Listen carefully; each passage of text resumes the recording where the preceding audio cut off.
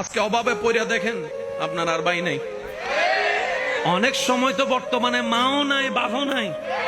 মা বাবা বলে যে নিজেরটা নিজে কইরা খা। বর্তমানে বাস্তব না বাস্তব আপনারা বলেন। পাপী যখন তওবা করে তখন পাপীর পাপ কমে। এবার আল্লাহ দয়া করে আপনার পাপ সব মিটাই দিছে, একটা পাপও নাই। এবার যদি আপনি তওবা করেন আপনার লাভ কি?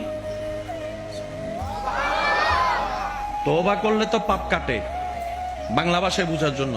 তা পাপই তো নাই, অপরাধই নাই, গুনাই নাই, এখন তওবা করলে লাভ কি? রব বলে যে তওবার মধ্যে লস বলে কোনো শব্দ নাই।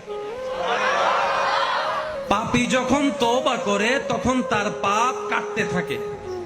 এই তওবা করতে করতে পাপ কাটতে কাটতে যখন বান্দার পাপ বেনিশ হয়ে যায়, এরপরও যখন বান্দা তওবা করে, আমি আল্লাহ খুশি হয়ে তার মর্যাদা, সম্মান, ইজ্জত বাড়াইতে থাকি।